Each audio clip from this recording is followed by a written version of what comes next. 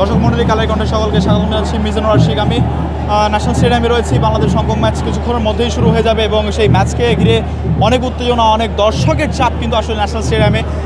মাঠের ভিতরে দর্শকদের অবস্থান সবই দেখাবো। মাঠের বাইরে কিন্তু আইন শৃঙ্খলা রক্ষাকারী বাহিনী যারা রয়েছেন, আনসার, বাংলাদেশ পুলিশ, বাংলাদেশ সেনাবাহিনী এবং এলিট ফোর্স যারা রয়েছেন, তারা সবাই কিন্তু কঠোর নিরাপত্তায় রয়েছেন এবং তারা কিন্তু নিরাপত্তা জোরদার করছেন। এবং এই ন্যাশনাল স্টেডিয়ামের পুরো এরিয়াটা কিন্তু বাইতুল মুকাররম থেকে শুরু করে ন্যাশনাল স্টেডিয়ামের 1 নম্বর, 2 নম্বর, 3 নম্বর, 4 নম্বর গেট কিন্তু পুরোটা কিন্তু এখন নিরাপত্তার চাদরে ঢাকা।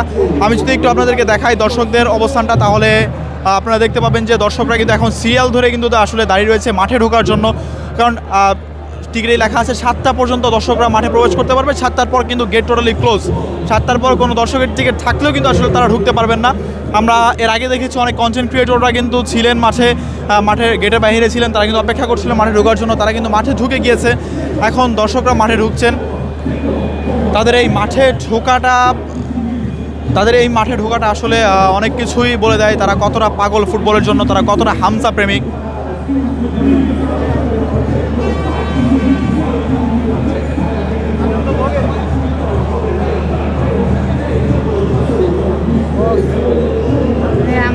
দর্শকরা এখনও কিন্তু ঢোকার জন্য অপেক্ষা করছে। আমি যদি 2-1 দর্শকদের সঙ্গে কথা কই। এক্সকিউজ মি, হ্যালো,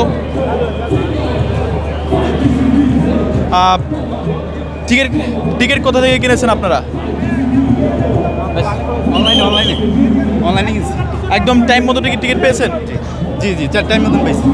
আজকে খেলা দেখতে এসে আসলে কেমন লাগছে? এখনও যদি ম্যাচ শুরু হয়নি। খেলার সব ঠিক আছে, কিন্তু 4 নাম্বার গেটে মানে প্রচুর পরিমাণ গ্যাদারিং হইতেছে, অনেক পরিমাণ মানুষ আছে, আউট লোকও ঢুকতেছে। এটা অবশ্যই তদারকি করা দরকার। আজকের স্কোর লাইনটা কী হতে পারে? আজকের স্কোর লাইন বাংলাদেশ 1, হংকং 0। বাংলাদেশের স্পেশালি কার খেলা দেখার জন্য মুখিয়ে আছে?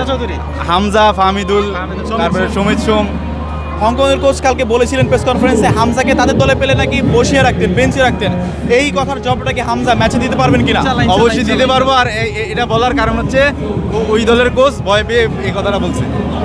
দর্শক, যেমনটা বলছিলাম, আসলে দর্শকরা কিন্তু আসলে অপেক্ষা করছেন হামজার, শামিদ সোম, ফাহমিদুলের পায়ের ঝলক দেখার জন্য। তাদের একটাই চাওয়া যে দেশের মাটিতে কোনোভাবে তারা হংকংকে হারিয়ে যাতে এই ন্যাশনাল স্টেডিয়ামে একটা ইতিহাস রচনা করে। কারণ এখন পর্যন্ত বড় কোনো দলকে ন্যাশনাল স্টেডিয়ামে হারানোর কোনো সৌভাগ্য কিন্তু এখনও বাংলাদেশ ন্যাশনাল ফুটবল টিমের হয়নি।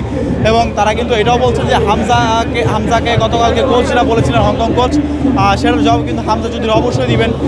এখানে প্রচুর পরিমাণ দর্শকের ঢল কিন্তু এখন নামছে। দর্শকরা কিন্তু দাঁড়িয়ে রয়েছেন, তারা কিন্তু ম্যাচের জন্য অপেক্ষা করছেন, তারা ঢোকার জন্য অপেক্ষা করছেন। তাদের মন আনচান করছে কখন তারা হামজা, শামিদ সোম, ফাহমিদুল্লাহকে দেখবেন। এবং আমরা যেটা শুনছিলাম যে এত কঠোর নিরাপত্তা থাকা সত্ত্বেও যাদের টিকিট নেই তারাও কিন্তু আসলে গেট দিয়ে ভিতরে ঢুকে যাচ্ছে। তাও 4 নম্বর গেটে নাকি এরকম ভাবে বিশৃঙ্খলা হচ্ছে। সেটা হচ্ছে যাদের টিকিট আছে তারা কিন্তু ঢুকতে পারছে না, যাদের টিকিট নেই তারা কিন্তু সবাই কিন্তু আসলে ঢুকছে।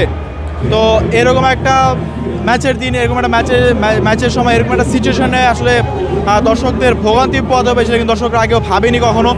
বাংলাদেশের জার্সি কিন্তু পরে নিচ্ছে দর্শকরা। বাংলাদেশকে সমর্থন দিতে হবে, কারণ বাংলাদেশ আজকে সেই সাদা জার্সি পরেই খেলবে।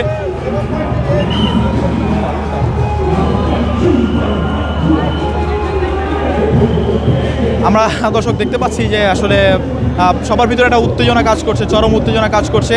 যে কোনোভাবেই হোক, যেভাবেই হোক, হামজা চৌধুরী আজকে জ্বলে উঠতে হবে এই হংকংয়ের বিপক্ষে, তাহলে বাংলাদেশের জয় সম্ভব। এবং কোচের যে কথা, সে কথা কিন্তু একেবারে দাঁত ভাঙা জবাব কিন্তু হামজা চৌধুরী আজকে দিতে হবে, এটাই কিন্তু দর্শকরা এখন বলছে।